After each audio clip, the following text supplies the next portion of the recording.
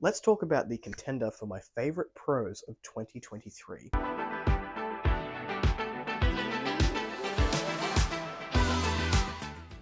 Hello everyone, welcome back to A Fictional Escapist. My name is Kris, and today's video is the review for Legacy of the Vermillion Blade by J. Tall Squirrel.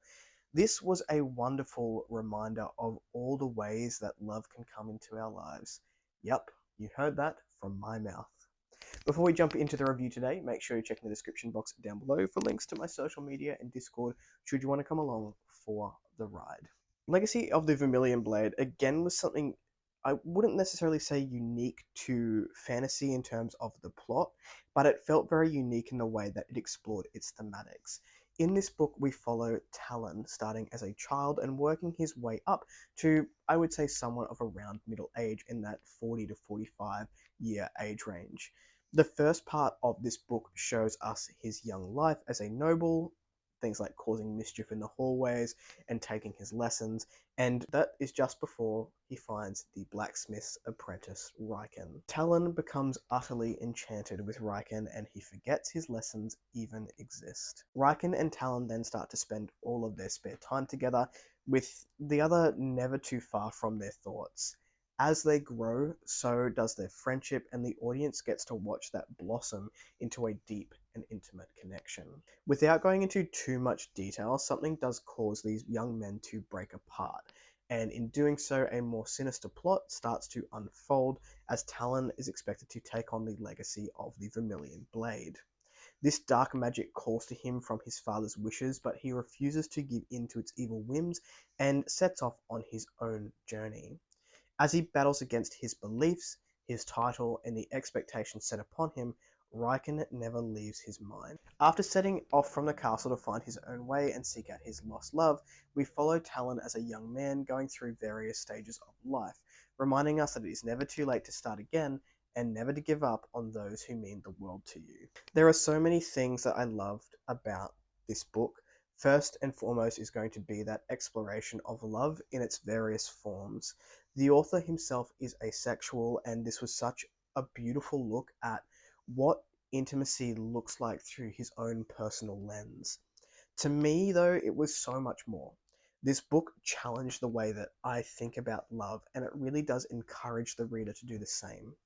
Legacy of the Vermillion Blade was a delightful celebration of love in its various forms, whether that be familial, whether that be romantic, or even casual encounters that have such a strong emotional connection that I've felt with friends that have come on the road, come and gone, throughout small periods of time in our lives.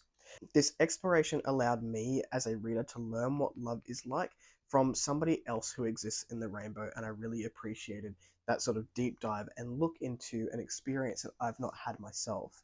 I walked away from this book feeling more informed and inspired to find other stories from people who live differently than I do. And I think that is one of the most powerful things that both nonfiction and fiction can do, making someone want to go away and learn about somebody else's experience. It was just an incredible thing to experience, for lack of a better word, even though I've said that about 45 times already.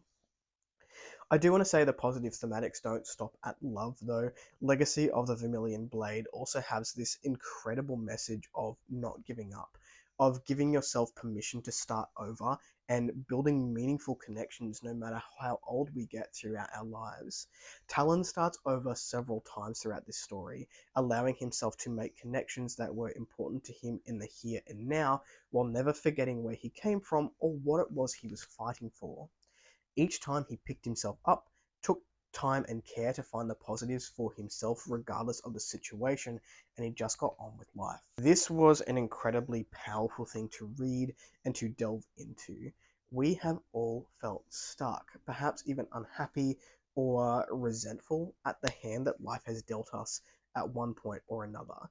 But in nearly every situation that comes our way, we as the individual have the opportunity to create a positive from whatever is happening in our lives. Life is not about consistently fighting an uphill battle, but reminding ourselves that it is okay to live in the moment. It's okay to find enjoyment in the now, even if the overall situation isn't overly enjoyable, and then holding those moments of positivity close to get you through the next day. The last thing I do want to mention here is the prose.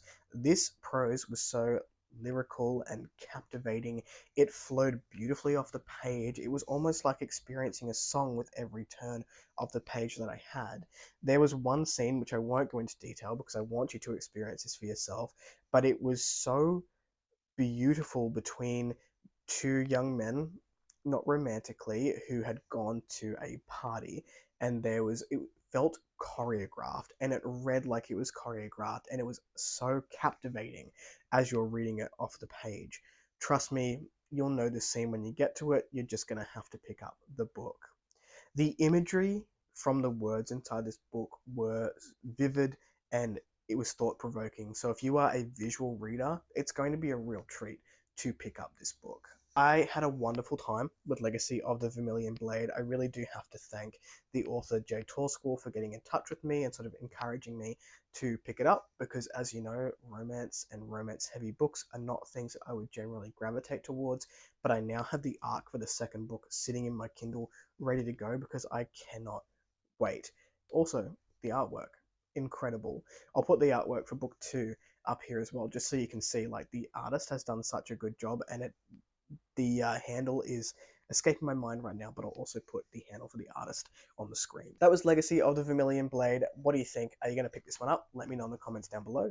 If you like the content, give it one of those. If you want to see more of it, click subscribe at your will, and I will catch you in the next video. Ciao.